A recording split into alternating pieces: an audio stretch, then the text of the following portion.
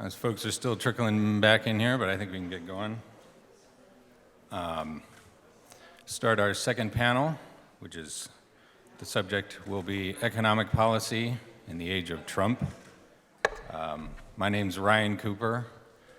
I'm a senior editor at the American Prospect.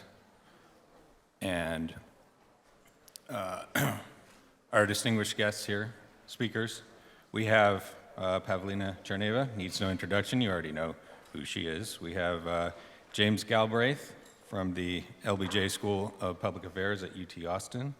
And we have L. Randall Wray from the Levy Economics Institute. I think we know what that is too. And yeah, I won't waste any more of your time. I'm just going to have one question on my mind as I listen to these presentations, and that's if the word policy is not too dignified a word for what is happening under the current administration. So, Pavlina, I believe you're first up.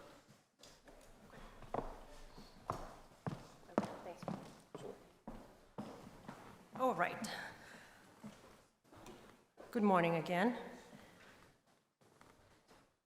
Let's see. So I will talk about policy, and more specifically, I want to talk about what might be the vision of the captain that is steering the ship. You might recall during the State of the Union address, Trump said, "My win was so phenomenal, the country had turned red for the Republicans. Every county is red."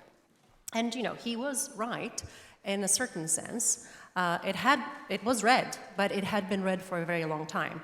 So what I want to do today, I want to talk about a couple of papers that are kind of converging into a book project that we're writing with Randy.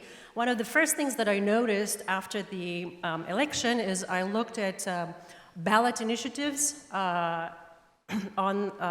during the general election, but then I went back and looked at other general election ballot initiatives, and I found out that actually Americans were voting for progressive policies even as they were voting for Trump.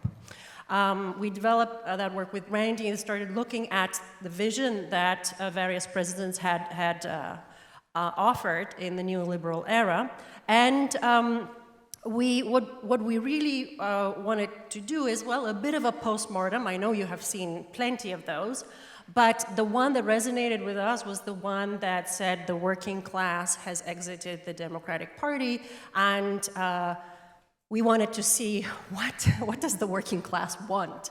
So, you know, there are many ways to lose an election. I'm not really here to explore that issue, how, why, what, all the grievances. I really just want to focus very, very narrowly on the working class.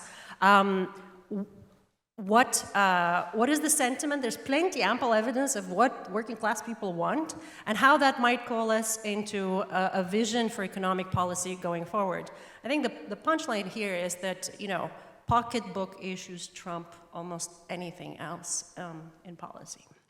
Okay, so there are shifting allegiances. For sure there are shifting allegiances, but this is a very, very long-term trend. Most people had been focusing on the shift in the last election, or maybe in the shift from Democratic to Republican Party of the last 3 elections.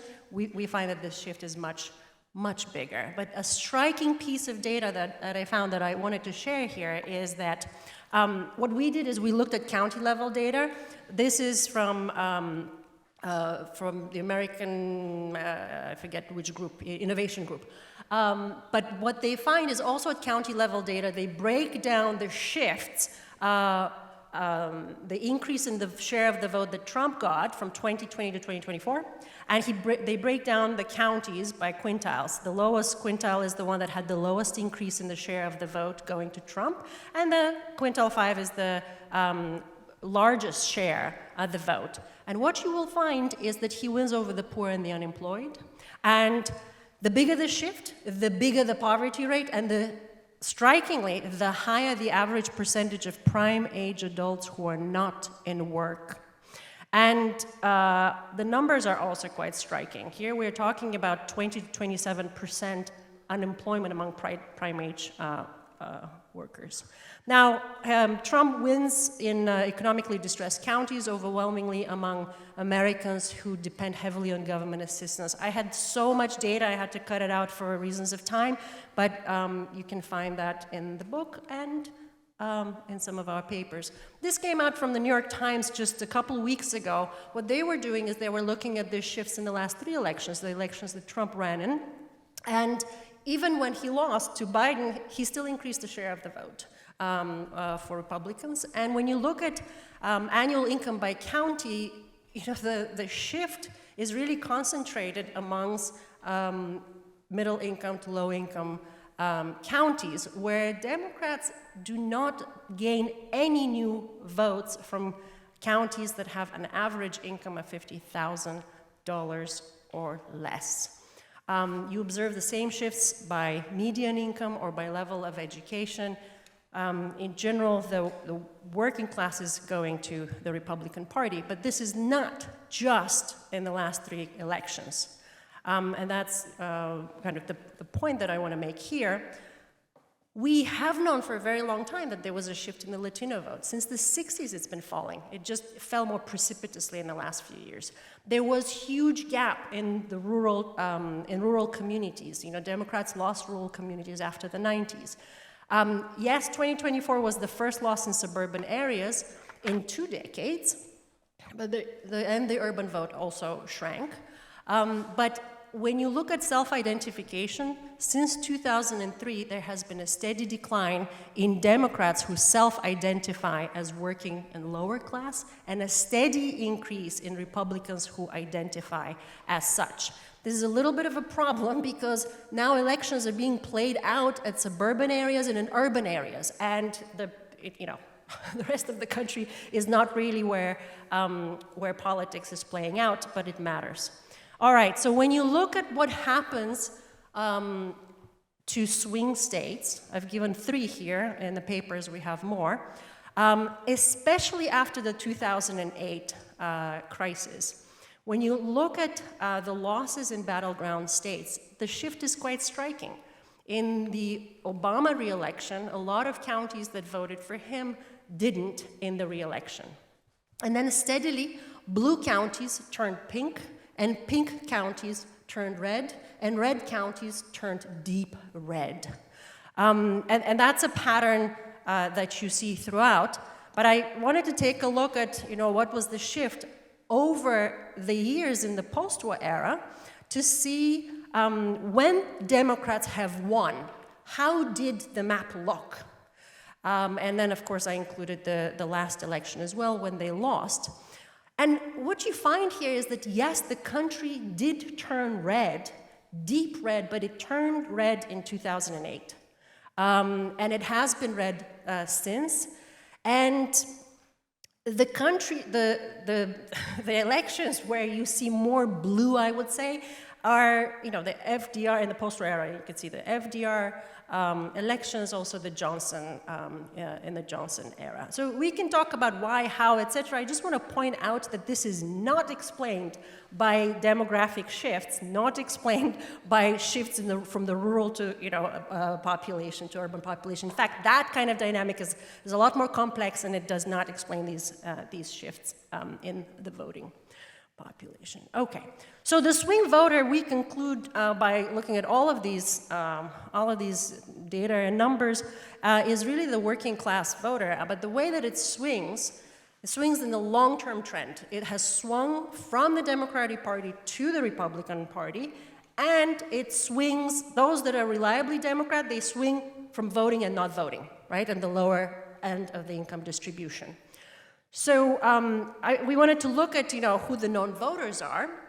And yes, they tend to be younger. They tend to be, with lower education and lower income. But 31% considered themselves to be Democrat, 28 independent, and 26 Republican. What I found very interesting is that about 21% of them are firmly established progressives. They're left. They're left-leaning, they're Democratic-leaning, but they're left of the Democratic Party. They're civically engaged, and they have very strong views on economic issues. So that this this thing about the undecided voter is really a myth. The non-voter is not an undecided voter. You have about 20% more who are modern moderates. They also lean Democratic. They have strong views on economic issues. And then you have 17% that are traditional conservatives. They lean Republican, also strong views. The rest tend to be, poor, women. They don't believe that that anyone will make a difference in their lives. There's very little that can bring them back to the, to the polls. But I think this is the cohort that can be brought back in. 64% say, I want a say in major decisions in the US that impact my life. And the primary reason for not voting is that no candidate speaks to my issues. Also, research shows that non-voters are more progressive than voters. So when you look at all of these different data, whichever way you slice it and dice it, the Democrats have become the party of the comfortable classes. The higher income, the higher educated, those who come from counties that have wealth and resources. And this is a fundamental problem for the party in an economy that does not generate wealth and income, an economy that tends to actually increase the precariat. I already cited that almost 60% of Americans are earning less than $25 an hour. And on top of it, we have massive runaway inequality. So many ways to tell the story of the broken working class since the 70s. I just decided to update my inequality chart, which first made an appearance in 2013, right after the great financial crisis. And the simple question I asked was, who gains when the economy grows? And if we break up households and the bottom 99%, the top 1%, when the economy is recovering and when it is growing, who's capturing that share of the growth? And it used to be the case prior to the 70s that 99 to 100% of that growth in average incomes went to 99 to 100% of people. But after the 70s, increasingly the top 1% captured a greater share of that growth. This data is tax return data based on the Piketty data sets. It uses market data. It uses wages, incomes, other various sources of income, not capital gains, and it does not include transfer payments. So this is the pre-redistribution. What does the labor market do? Whose incomes does it grow? And it's broken. Afterwards, we do various redistribution policies, right? We try to fix this picture, but underneath, the engine is broken. So then we decided to go to all the polling and figure out, well, what do voters really want? We looked at general election ballot initiatives since 1998 and the more recent election. And what we have is that, I just had too much data, I couldn't list it, but minimum wages, increasing minimum wages passes without fail. In every single time, it passes without fail, with the exception of California. This last election was a very peculiar case there. We can talk about that later. Increases in tipped workers, rejecting money that goes to public money that goes to private schools. It's very interesting because you know how politics, it's playing out around vouchers, etc. Protecting arts, culture, caps on payday loans. The economic ballot initiatives tend to show progressive proclivities of voters. But one thing that is very interesting, and the reason why I wanted to look at this is because this is direct democracy. This is perhaps the most direct way in which people can voice their wishes at the ballot. They gather, they organize, they put a ballot an initiative on the ballot. But since 2017, there have been 100 bills to restrict and even overturn ballot initiatives. Most recent one in Missouri, where they wanted to overturn the paid sick leave that passed, and it caused a lot of ruckus. So it's a real problem for democracy, even these kinds of structural issues. Polling, just the data is plentiful. We've got 69% support increasing minimum wages, ended taxes on tipped incomes, medical leave, paternity leave, paid leave. These are win-win policies, and they don't quite make it in the public discourse, or at least for a very brief period of time. We've got very interesting, corporate power is on the minds of Americans, and there is an interesting shift, even among Republicans. 62% believe that corporations have too much market power, which is a shift over the last 5 years. It suggests something about potentially working towards overturning Citizen United and such strategies. Climate change is a big topic. Only 22% of Americans think cost of education is worth it. Only 33% are satisfied with their pay. Okay, so very quickly.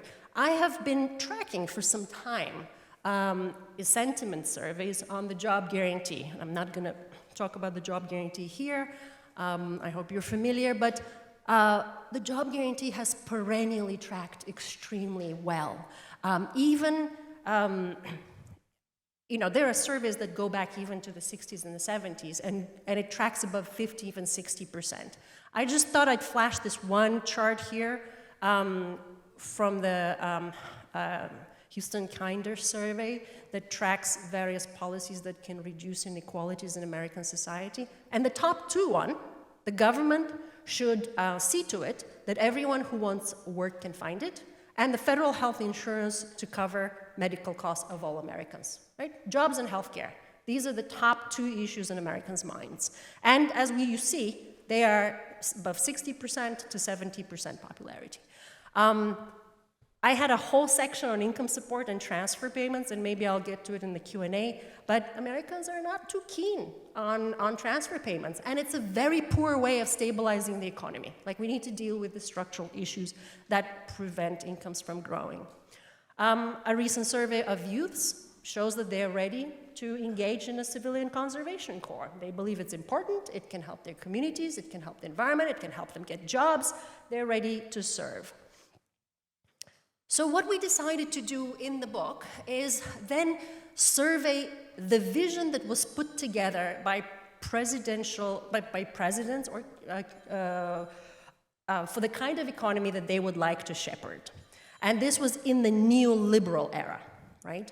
And so you've got, these are familiar to some of you, you've got Carter's message of the national malaise, you've got Reagan's Morning in America and getting government off our backs. You see these swings in kind of the way we think of government and the role of government that are articulated in these different visions.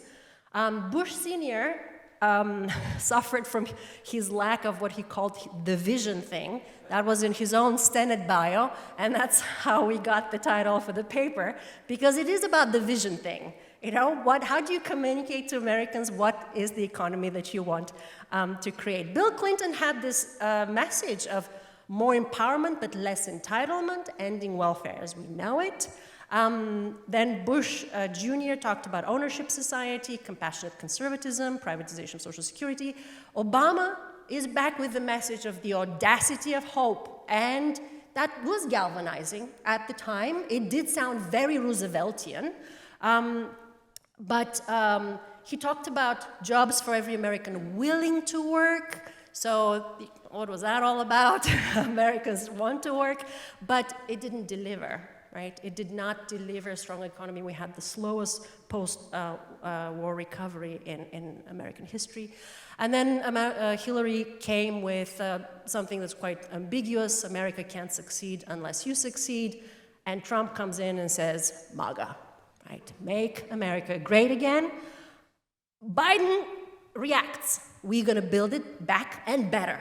And it was inspirational. It did galvanize a lot of young people. It did bring a coalition of, young folks motivated by the Green New Deal. But it bounced. The promises bounced for a number of reasons. Harris comes and talks about an opportunity economy and a chance for people to compete, which is really a raw deal when you've been trying to compete and it's just not working. And then Trump comes again. We're a failing nation. People are not treating us well. They're destroying. The villains are destroying our country. So I'm just going to conclude in the last couple of minutes with a couple of thoughts. You saw the map. No one matched kind of the electoral map of FDR or LBJ. And perhaps in terms of vision, we really didn't have an aspirational framework that matched those, right? They did not complete their projects. FDR wasn't able to secure all the rights, right? He proposed a second Bill of Rights, but it was mission incomplete. We did not guarantee jobs, we did not guarantee healthcare. LBJ promised also to eradicate poverty, but we still ended up being with pretty elevated child poverty rates among OECD countries. As I mentioned, we have Obama and Biden who came in with a message of restoring economic security, a message of kind of repairing the broken economy, but there were two cardinal mistakes that they made, or perhaps one. They both pivoted to deficit reduction.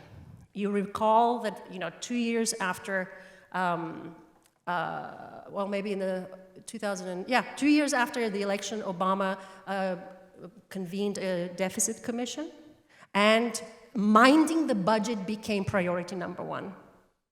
You might also recall that Biden was unsuccessful to get two members of his party to vote for his broad package, and he surrendered.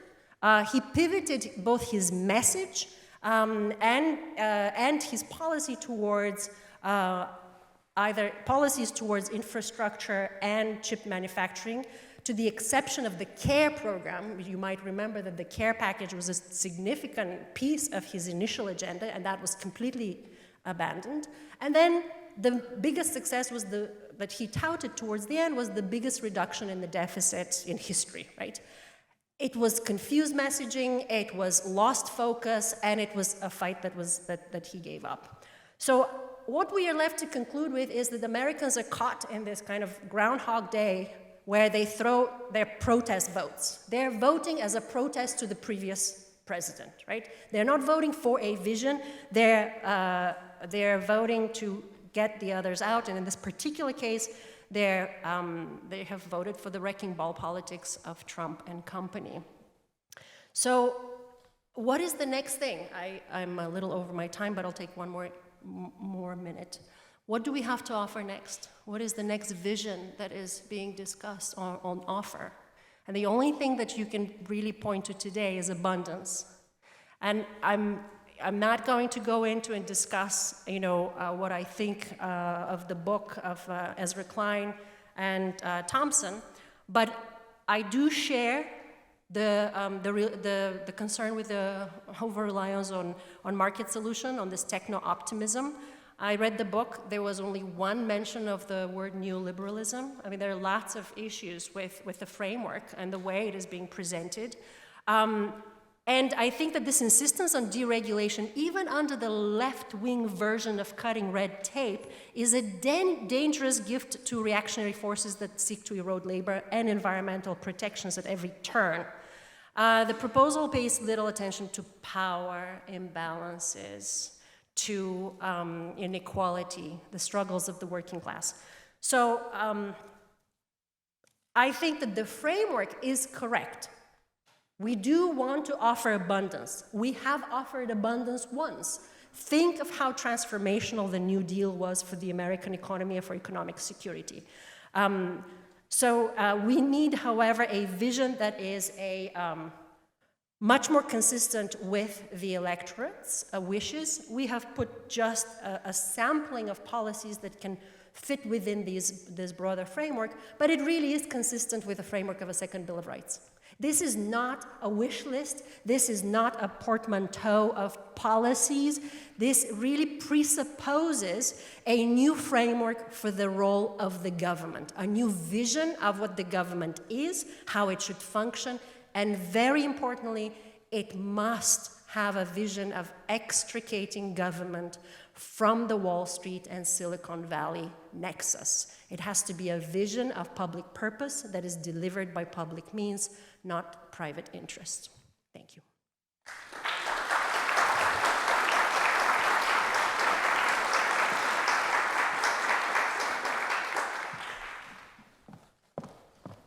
Next up, we've got James Galbraith from the LBJ School of Public Affairs at UT Austin.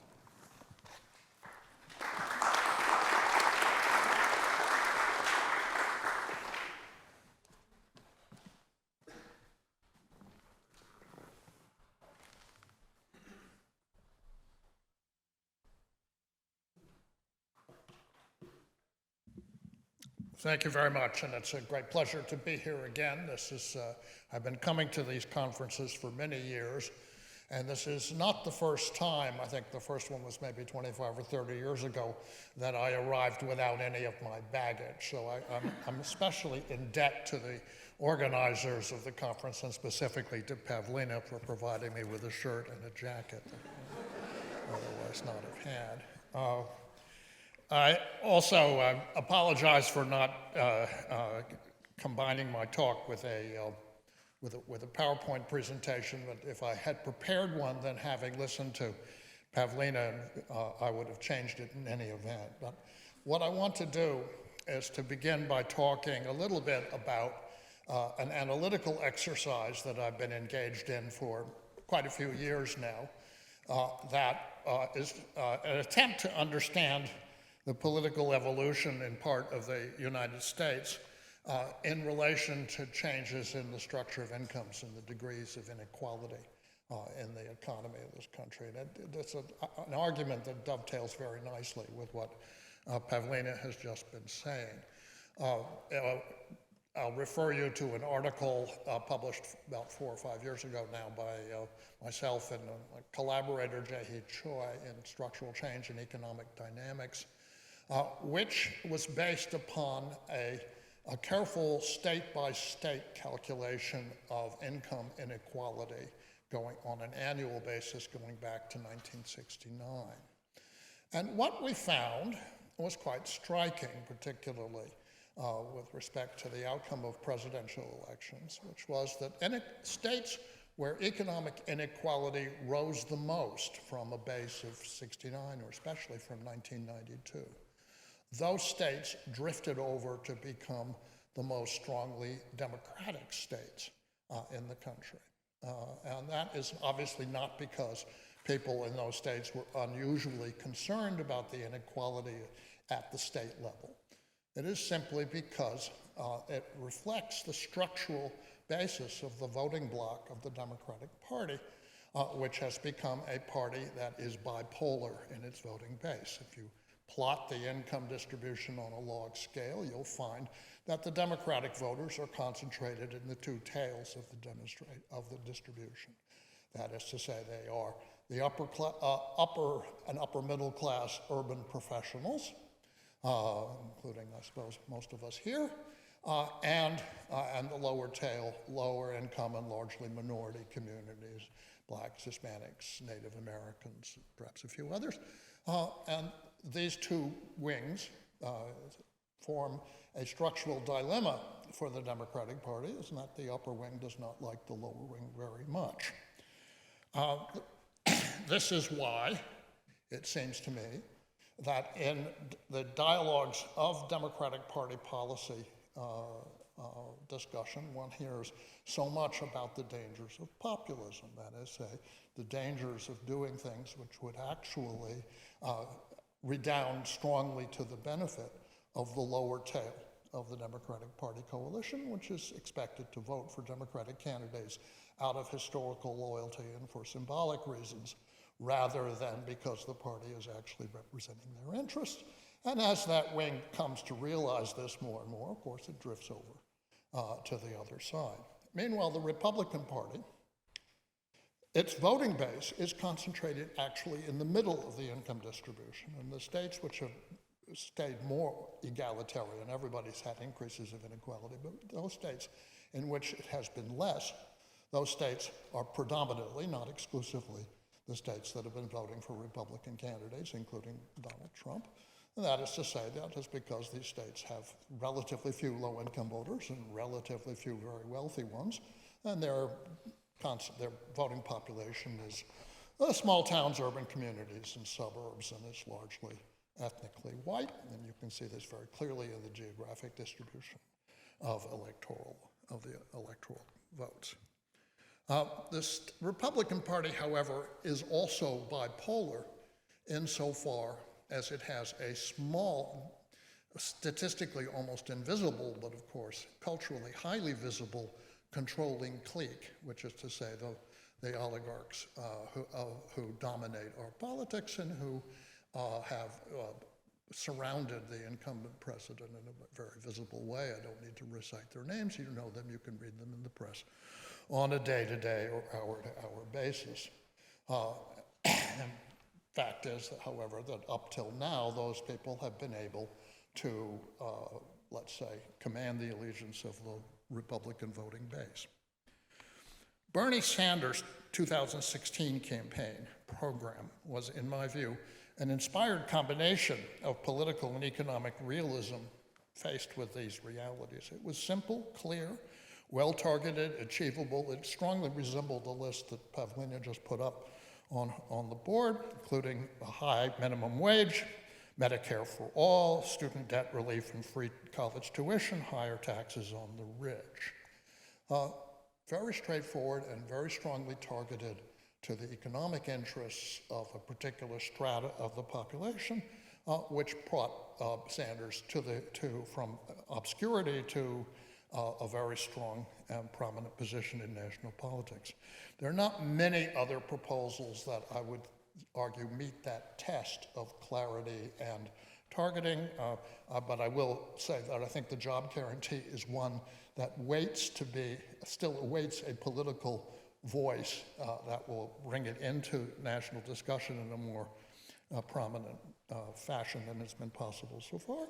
The lack of interest in the job guarantee at the levels of the control of the Democratic Party is very clear. It's not of interest to the controlling elements in the Democratic Party. Sanders in 2020 was different, and I think unfortunate, more of a laundry list of progressive priorities, some more worthy than others, impossible to keep in mind and let alone implement in the improbable case of success, more green, more inclusive, lots of things. But to the extent that he added voters by adding things to his list, he lost them by losing focus on the constituency that he had charmed in 2016. And the Sanders voter of 2016 was basically the Biden primary voter of 2020. Sanders might have beaten Trump in 2016. Biden actually did beat him in 2020, largely because working class men in 3 key states, but I think across the country it was true, but in 3 key states where they made a difference, Wisconsin, Michigan, and Pennsylvania, flipped back to the Democrats having voted for Trump in 2016. The 2020 election was also extremely interesting for another reason, and that is it was in some ways the first truly open presidential election of modern times. The turnout, thanks to the relaxation of restrictions on voting in the pandemic after a catastrophic spring, in the fall it was a very different picture, and the turnout for both parties was very much higher than it had been in 2016. Trump got more votes than he'd gotten previously. Biden got many more votes than Hillary Clinton got. The Democrats did not defend that voting base, and they did not express an interest in empowering the people who came out for them in 2020. And over the course of the Biden administration, many of those advantages of voting access faded away. So the Biden years carry very heavy lessons of experience. I remind you that they started with invocations of Franklin Roosevelt and ended, I'd say, more or less with the Democratic Convention, whose speakers list included both Clintons and both Obamas, and basically the message was, we're still in charge and always will be. As for the economics of the Biden years, I think there are a number of political lessons. First is that American voters do like increases in real incomes. This Biden delivered through COVID relief in 2021, and that helped hold off the Republicans in 2022. But by 2024, higher prices and an end to the relief programs had yielded years of stagnation and, in fact, decline. The indications of child poverty, for example, which dropped in 2021, rose again as the Biden years went on and relief affecting child poverty disappeared. Secondly, we were told over the course of the campaign that everything was just fine, and that was because the conventional indicators, the unemployment rate, the inflation rate, and the growth rate, were all doing just as a conventional macroeconomist would hope that they might. And this suggests to me that the political significance of those indicators is not what we were taught in graduate school 50 years ago.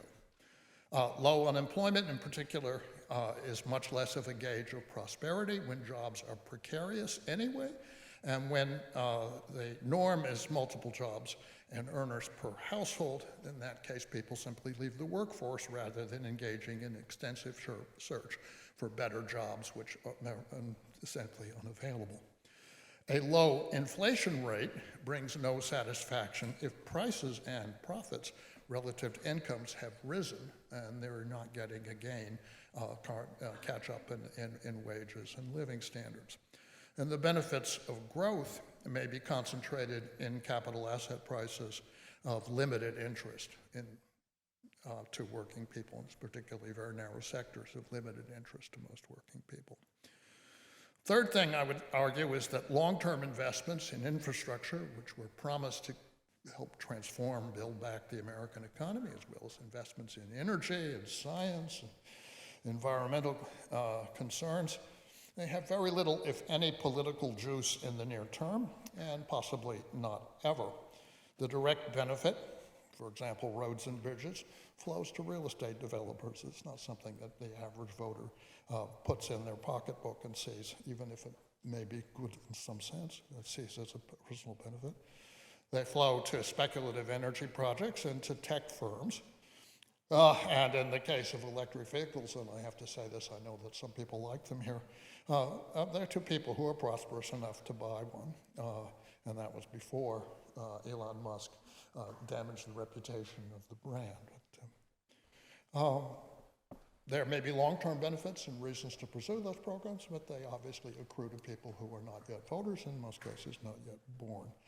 So one has to think about these projects as something that is not likely to be an important component of a successful political strategy. Fourth, to allow your policy to be upended by the bankers' cartel at the Federal Reserve is a very bad idea, and this is what happened in part to the Biden strategy for long-term investment. You allow an ideology that assigns the control of inflation to the Federal Reserve, which has absolutely no leverage over the inflation rate, and they raise interest rates, and of course that reduces the profitability of long-term investments that you would like to see made, and they stop happening, and you see the cancellation of lots of projects, including renewable energy projects. These things are absolute contradictions of priorities, and the Democratic Party has simply done nothing to challenge this particular piece of economic ideology, which I hope the Levy Institute stands as a lonely beacon of common sense on the point. And finally, to allow the government to be and this is a serious point, really serious point at the moment, to allow the government to be hijacked by interests willing to risk World War III with Russia, the collapse of world trade with China, and or the collapse of world energy flows with Iran, is a very bad idea. And not only because it brings no political benefit, there is no broad constituency in the United States, let me submit to you, that wants to see either nuclear war, collapse of the supply chain, or collapse of energy flows to the world economy, but also because as you indulge in those pressures, one or more of the outcomes may actually occur. What are the paths forward? I am not extremely confident that there are, that there is a viable path forward, but I will make a few points, keeping in mind the need for simplicity. And I think they're very much in line with what Pavlina has just articulated. The first, broadly speaking, shift the flow of incomes from profits toward wages with a higher minimum, with a job guarantee, with taxes, but especially on estates, aimed at dismantling the oligarchies and the dynasties, which are currently dominating our politics, on excess profits from financial transactions, and on the evasion of financial controls, which is presently suffusing the financial sector, as we heard earlier this morning. Secondly, shift public resources from the military and toward among other things, community development and public services, including health and education. You can't have unlimited quantities of both, and at some point you have to make some choices in these matters. And recognize that the world situation no longer favors the kind of expansive, let's say, military presence of the United States that was expanded very greatly in the years of George W. Bush and beyond. Third, foster unions, cooperatives, public enterprises at the state and local community levels. In other words, push power down from the currently controlling elite structures into organizational units which can set their own priorities over time. And fourth, decapitate the oligarchs, suppress the predatory financial sector, private equity, the crypto oligarchy, and turn the Federal Reserve into a proper development finance agency along the lines that are being articulated, I think, especially nicely by my friend Bob Hockett at Cornell in a book, which, if it hasn't appeared, will soon appear. Politically,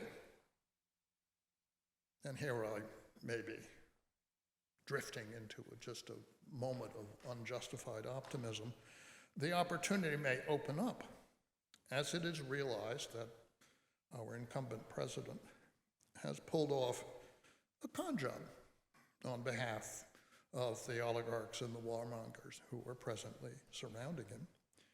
And as this becomes ever more clear, his constituency, which was promised something quite different, may become aware of that fact.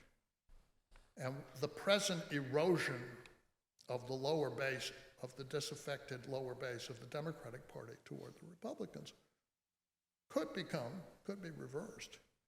And you could get an erosion of that core base of the Republican Party toward the lower income communities that have been counted on by the Democrats.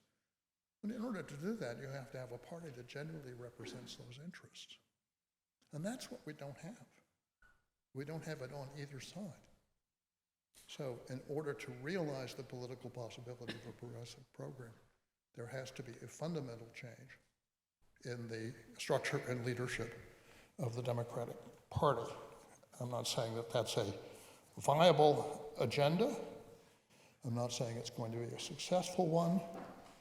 But I do think that we should reconsider the condescending tone with which the word populist is often used and think in terms of what the interests of the people of the United States actually are in the world that actually exists at the present time, which is fraught with dangers, but perhaps also ultimately with some opportunities that we might have the imagination to take advantage of.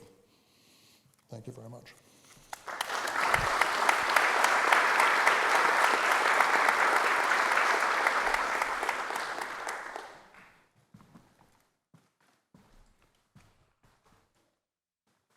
All righty. Next up, we've got Randy Wray from Levy to talk about everyone's favorite topic, the deficit.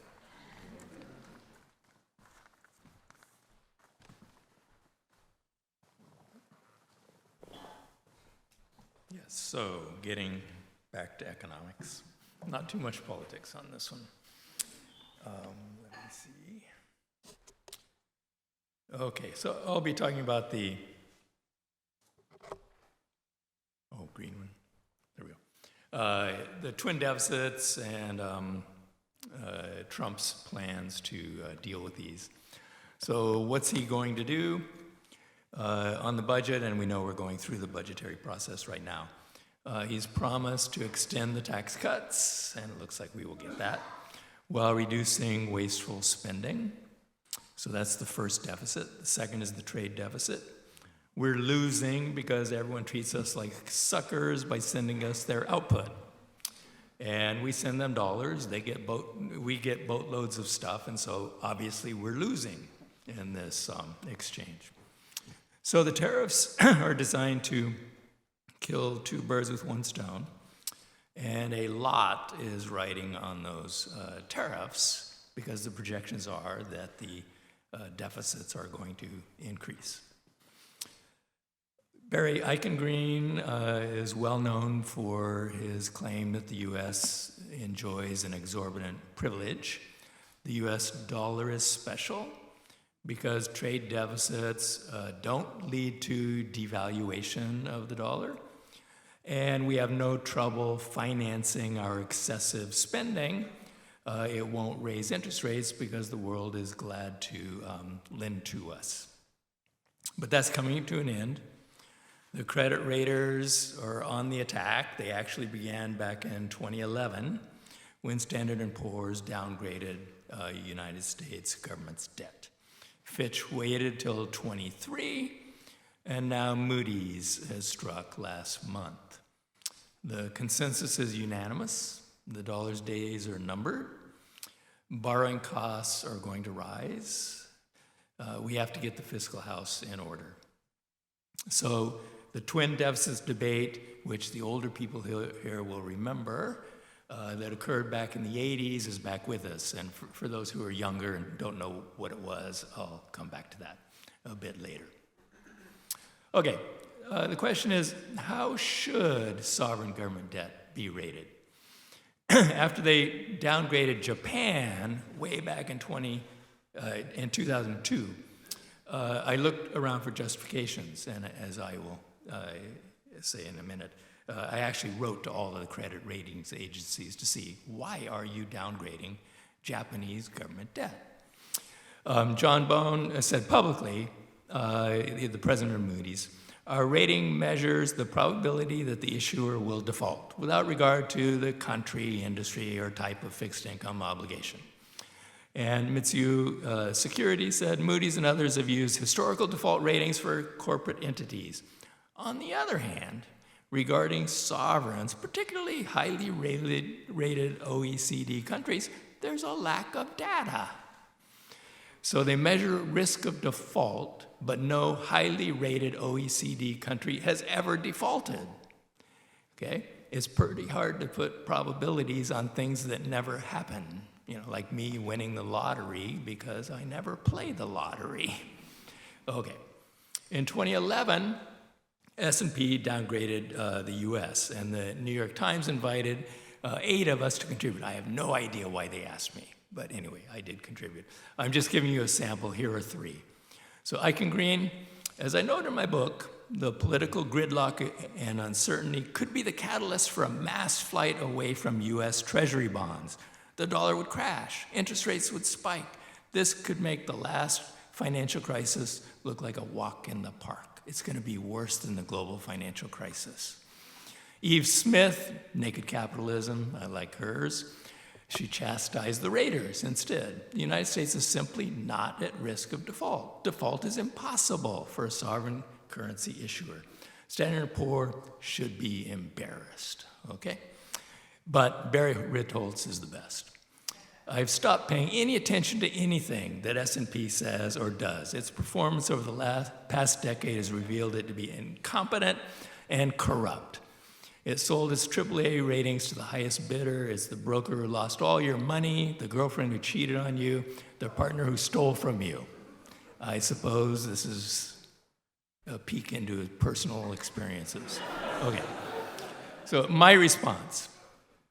Attempting to influence the political debate in Washington, so it was all about politics.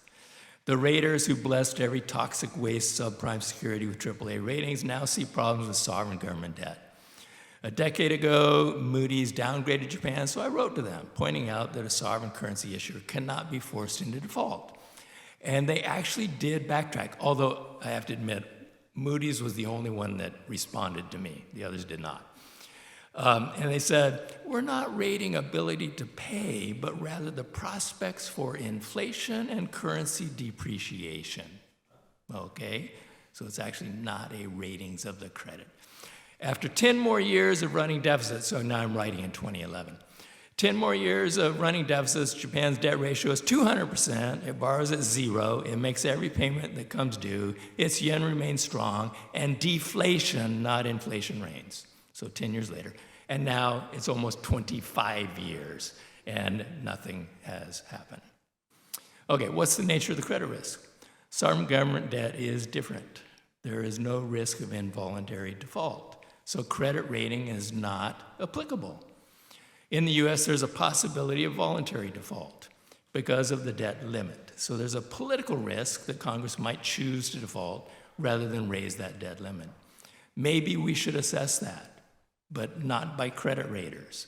So to borrow a quote from Keynes, many of you will recognize this, even considering a voluntary default should be recognized for what it is, a somewhat disgusting morbidity, one of those semi-criminal, semi-pathological propensities which one hands over with a shudder to the specialists in mental disease. So that's who should be rating that possibility. All right, how does the government, sovereign government, spend, tax, and borrow? I'm going to present something very simple now. Later in the summer school, I'll go through a little bit more detail. So when the Treasury spends, what happens is central banks credit a bank's reserves, and that bank credits the account of the recipient. That's how the government spends. How does the government tax? The central bank debits a bank's reserves, and the bank debits the account of the payer. So a deficit means there's been a net credit of reserves, and normally that is drained through a bond sale. It's not really a borrowing operation. Credit rating bonds makes no more sense than rating central bank reserves. Central bank makes all payments for the Treasury with reserve credits. That's how the Treasury is going to pay the interest. Okay? So we shouldn't be rating the Treasury. Maybe we should rate the central banks. The Fed now pays interest on reserves. So there's no longer any difference between reserves and bonds. They are the same thing. They're promises of the government, and they pay interest. The Fed incurred losses of $231 billion so far this year up to May. So the Fed is a loser, okay? It has negative profits. And it has about $1 trillion in mark-to-market losses on the bond portfolio that it holds. We should be rating the Fed. Okay, now I'm joking, of course. Downgrade the Fed? No one even talks about that. Do you downgrade central banks? Of course not. But it's the same thing. Okay, go back to 1980s. The claim was that the big budget deficit of the Reagan years, largely due to tax cuts, increased government borrowing, crowded out investment, drove up the interest rate, strengthened the dollar, and created a trade deficit. This is all based on loanable funds version that was sort of referred to this morning by Rogerio. The reality was that Volcker raised interest rates, and the high interest rates did increase the value of the dollar, and it drove up the trade deficit. The longer-term effects of that was loss of competitive advantage to Japan, the rise of the yen and the mark as rivals to the dollar. And I'll come back to Minsky's views on this. He was very worried about this. The longer-term policy response was neoliberalism, trade agreements, promises of fiscal austerity through pay-fors and other budget agreements passed by Congress. How did that work out? More twin deficits. So please, Lord, make me chaste, but not just yet. We still have not gotten there ever since Reagan. Many of you have seen this graph. You will never come to a Levy conference without seeing it. So this is the godly sectoral balance graph. The red below the line is the government's budget deficit, and you can see it is chronic, and it has continued since Reagan's twin deficits. It's still there. It's always there, with a slight exception that you can't even see, but it's there during the Clinton years. I'll come back to that. Okay, and the blue is the rest of the world's surplus against us. That is our current account deficit. So that is the other deficit. And you can see that it began during the Reagan years, and it has continued all the way up to the present, generally increasing whenever the U.S. economy is doing okay. The final one is the black, and that is our private sector. That is virtually always in surplus because our private sector net saves. And I'll come back to that in a second. Okay, what is the upside of the exorbitant privilege? As Matthew Klein reported recently, 60% of the world's foreign exchange reserves are held in dollars. 80% of all trade outside Europe invoiced in dollars. 60% of international foreign currency banking assets and liabilities are denominated in dollars. 70% of foreign currency debt issued by companies is denominated in dollars. So the dollar punches way above its weight. We're only 25% of the world's economy. Okay? Minsky, as I said, he was very worried about the transition of the U.S. To the twin deficits. He argued it's the responsibility of the world's reserve currency issuer to keep that currency strong. And he likened it to a bank's responsibility to keep its own money strong. The holders need assurance that the bank money will hold its value. Now, of course, after FDIC, we don't worry about insured deposits, but he's talking about bank money more generally, and also previous to the FDIC. The most important consideration then for the dollar is, will it hold its value against the main currencies? Well, if it does, that's a two-edged sword. A strong dollar keeps imports cheap for Americans, and U.S. exports expensive for foreigners. Cheap imports are disinflationary. Well, that's good in the 80s because we had gone through a high inflation period. Imports absorb wages, leaving less to spend on domestic output. However, as a net importer, the U.S. is exposed to imported inflation. And oil and food are typically the most important sources of imported inflation. Along with shelter, those are the three components that always explain our high inflation periods. 74, 79, and after COVID. But that's irrelevant because we're not importing shelter. But international oil trade is denominated in the dollar. So when oil prices go up, the rest of the world needs dollars to pay for oil. So although we get inflation when OPEC has oil price hikes, the value of the dollar remains strong because the rest of the world also needs the dollars. How can we keep the dollar strong? Well, two main strategies, tariffs and high interest rates. Minsky was not opposed to tariffs, but he argued that if we're going to use them, we need to target them, okay? Because what we're trying to do is shift to domestic output, and it makes no sense to tariff things that we can't produce. But he preferred a VAT, value-added tax, to raise the price of imports, and that's imposed at every stage of production, including in the U.S., but you rebate the tax to U.S. exporters. So this is going to favor U.S. exports and disfavor imports. Okay, that was his view. What about high interest rates? Are they necessary to preserve the value of the dollar? Well, no, this is where exorbitant privilege comes in. It lets the U.S. enjoy low interest rates. The U.S. interest rate sets a hurdle that other central banks have to beat. So if we raise rates, they raise rates. Okay, why? Because dollar assets are safer. There's no default by the government, and the government is seen as backing up many private issued dollar debts. So even private issued debt is safe because the U.S. government stands behind lots of that. So even though the U.S. is the biggest debtor in the country in the world, its total interest spending on dollar debts is less than its earnings on foreign assets held by Americans. And right now, I think that we earn about $100 billion more than foreigners earn by holding U.S. dollar assets. Okay, let's look at Trumponomics. Trump believes that a country should earn dollars only to purchase U.S. goods. I mean, this is implicit in his policy. Nobody should be holding dollars. They should be using dollars to buy U.S. output. Essentially, it sees the dollar only as a medium of exchange. This is a very simplistic, monetarist view of money, and it conflicts with the role of the dollar as an international reserve currency. Countries that accumulate dollars for other purposes are punished with tariffs. This is how he set the tariff rates originally. This creates an incentive to abandon the dollar in international trade and challenges our supposed exorbitant privilege. Trump wants a weaker currency to promote exports, conflicting with maintaining the dollar's position.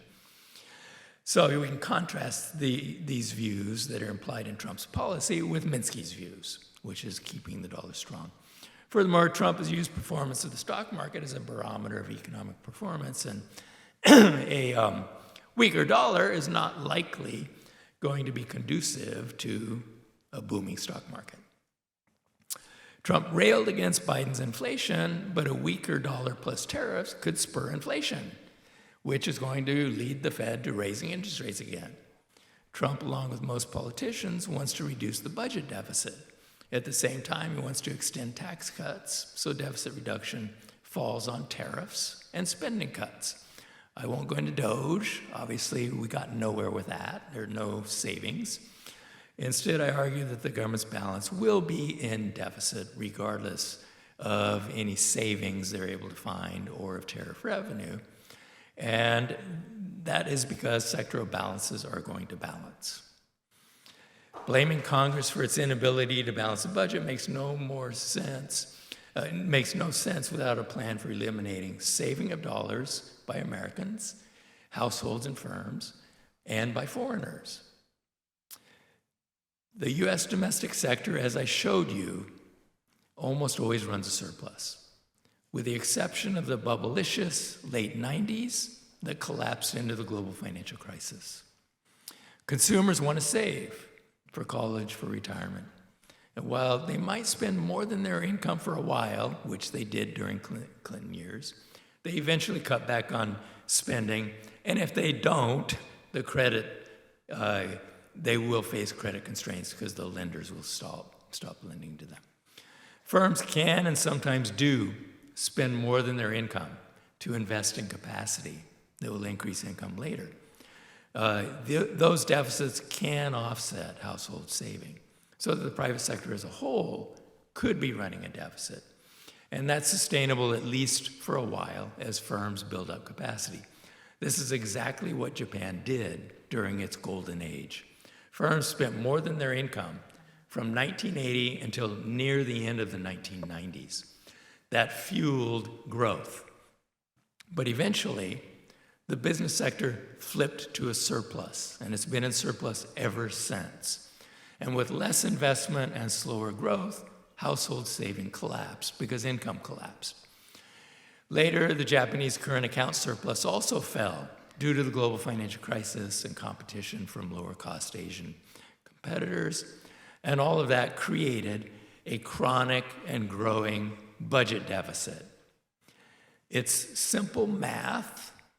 It's not fiscal imprudence, even though the government continually misinterprets this as being not sufficiently prudent. So, while developing Asian countries can achieve high rates of investment, up to a third or more of GDP, this is unlikely for a consumer-led, rich economy like the United States.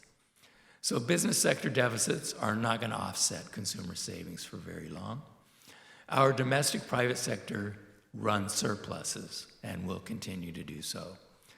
As the international reserve currency issuer, the U.S. is not likely to run sustained current account surpluses, in spite of high tariffs and trade barriers. The rest of the world wants dollars. So Trump originally linked each country's tariffs to its bilateral trade surplus. So the tariff falls to zero, only with balanced trade. This is fundamentally inconsistent with the role of the dollar in the global economy. So budget deficits are baked in by exorbitant privilege. If the private sector saves 3% and the rest of the world saves 3%, the math says Uncle Sam runs a deficit at 6%. The twin deficits are sustainable and will be sustained until the math of that changes. It has nothing to do with Congress or the budgeting process. Thank you.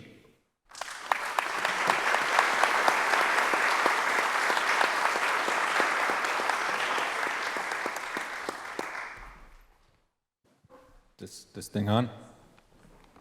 All right. Got a few minutes left for questions. I think I'd like to kick it off with a question for you, Pavlina. On this issue of Pocketbook, influences and the policies that affected the country under, Bill Clinton and Obama and so on. I take your point that like Democrats have kind of failed to deliver in the way that FDR did in the 30s and the 40s. But why is it that Republicans pay no price for doing the same thing that the Democrats do for the most part, except worse? When you vote for Republican, you know what you get. You get tax cuts for the rich, you get deregulation, and until Trump at least, you got same free trade stuff as Bill Clinton did. And right now, as folks referenced, Congress is considering maybe the most regressive budget bill ever drafted in American history. We're talking like 700-odd billion cuts to Medicaid, $125 billion in cuts to food stamps, all to clear up budget headroom for tax cuts for the rich, and it's not even close to. It's like $3.7 trillion, according to the Congressional Budget Office. And if you assume that they'll be made permanent, the ones that are sunset, as the usual sort of trick goes to rig the budget window, it'll be more like $5 trillion. And so, what is the deal with these disgruntled, former Democratic constituencies consistently voting for people like Trump who, take away their health care and their food stamps? So I think that what we're caught in is in a cycle of protest votes. I mean, they do pay the price. Obama did get elected, and Biden got elected. The question is, what is the alternative that is being offered? I think, the thing that comes to mind is, FDR's famous quote, right? People who are hungry and out of a job are the stuff of which dictatorships are made. And so, kind of the anger is very well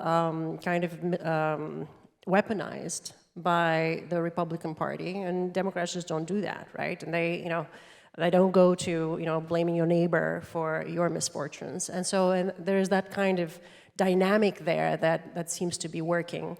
But I think the real problem is that there hasn't been an alternative. Like, the Democrats have not put forward a convincing alternative.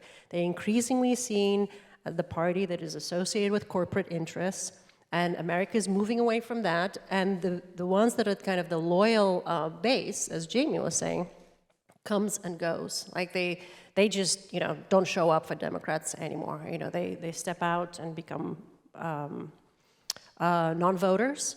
And there isn't a narrative, and there isn't a follow through. As I said, I thought that the audacity of hope sounded very Rooseveltian, and it did galvanize voters. And people, for a moment, thought we will get some kind of, especially when unemployment was rising. You remember in January 2009, the 1 million jobs were lost, right? At that moment, if he had gone and addressed the jobs issue, he would have probably had the political capital to do everything else. But the minute he hired his staff, to us it was clear that we won't be getting any Rooseveltian policy.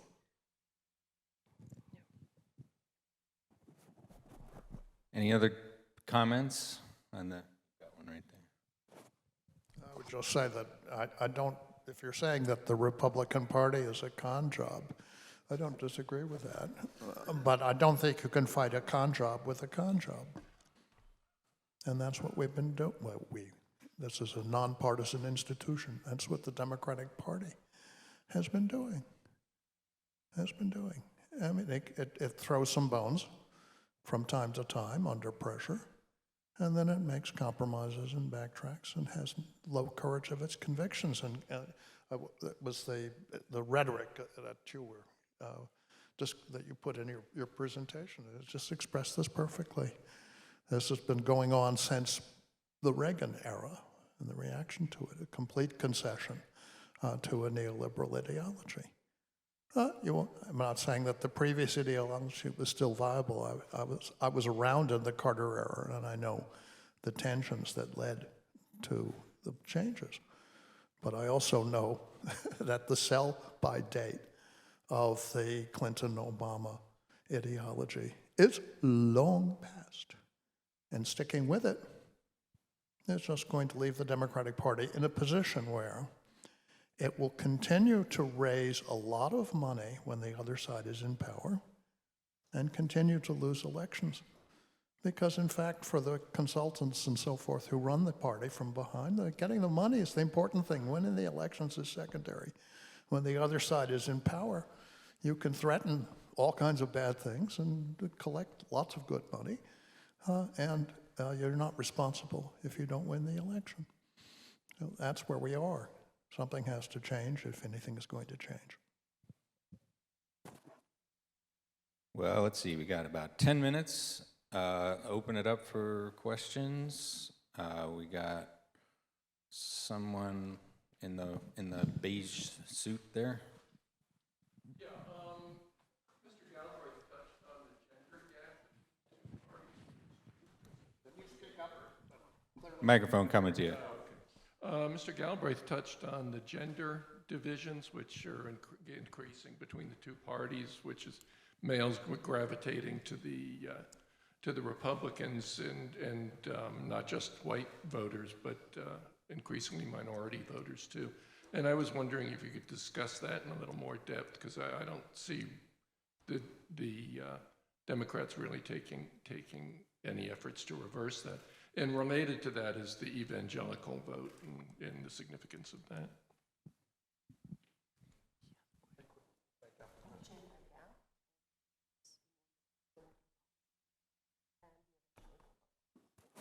Well, what actually happened between 2016 and 2020 was that, and that, what I specifically referenced, was that a certain fraction of the male vote shifted from having voted for Trump in 2016 to Biden in 2020. Trump actually gained ground with every other demographic, including with women, African Americans, Hispanics, between 2016 and 2020. So that's, and why is that, why was that happening? I can tell you at least a little bit about what was happening in Texas, where I happen to live. And where the shift was particularly noticeable in the counties along the border, which are not very populous counties, but they're indicative. And those counties experienced, under the first Trump term, very significant improvements in living standards, because the biggest public works project in the country was the wall. That takes a lot of money, a lot of construction labor, and so forth. And the big employment project was the Border Patrol. That also is very good, well-paying, unionized jobs. So those communities which were deeply impoverished are much less impoverished now, and they can see where their economic interest lies. I don't think that's a general story for the whole Hispanic community. I don't think it's nearly so true in, say, Harris County, which is much larger. But it tells you that irrespective of their identity, communities are going to vote, and their votes are going to shift, and loyalties are going to shift according to economic interest. And there, the Democrats have a problem. And they've not successfully placed the center of gravity of their party in the interests of that lower tier that has, on whose support they rely for victory in the crucial in the crucial states. That seems to me to be a basic dilemma. Yeah, and you've got the microphone already. Yeah, my question was addressed to Mrs. Pavlina particularly. You present a framework about the reform that the Democratic parties could prevent, but you also said that people tend to vote in reaction to the activities of the previous parties in the elections. So from an external point of view, the issue in the US politics may be linked to the bipartisan system, like if you tend to vote in reaction permanently from one to one, isn't the alternative to extend the field of the political system in the US? Yes, the two-party system is a problem. I don't think that a third party has any reasonable chances in this electoral system. But you know, there was a strategist, I want to say, for Bernie Sanders. I'm forgetting his name, but he had a really nice quote saying that the demographics in this country were such that they seemed to play to the Democratic Party's strength, and now the reverse seems to be the opposite. And if we look at the economic trends, I think that this is, you know, they're baked, they're done. If they don't find a way to deal with concretely economic grievances and just convincingly provide a platform for economic renewal, all the economic trends are working against them. And, you know, I said that there are exodus from the Democratic Party to the Republican, but it's not really an active exodus. Some people definitely have exited, and they, you know, the most people voters are independents, right? So you know, they can vote Democrat or Republican, but we have also the makeup of the country is changing as you know, as the years go by. You know, have more and more kind of working class people who are struggling and they're just not identifying with the party that they consider to be captured by elites. So you know, there definitely needs to be like a major kind of shakeup, and I think, you know, we can disagree. Some people can say that it's done, it's completely useless. Others, I think, will argue that you have to use the progressive forces within the Democratic Party to force them to reckon with what the electorate wants. And, you know, I think that this kind of strategy, in my view, is worth pursuing. Don't forget that the biggest voting bloc is none of the above. The Democrats actually don't need to recruit Republicans. Schumer is completely wrong on this. What they need to do is get people who normally, the swing voters who sometimes vote, often don't vote, get them to come out and vote. And as Pavlina showed, the data indicates they are progressive. Okay, so what you need to do is get them to vote. You don't need to flip any Republicans. Yeah, I think one more question, I think. This one over, yeah. Two observations and a question. We haven't talked about the role of states, both from a legislative standpoint, which changes the electoral map, but also from states' ability to set policy. So those are two observations I have.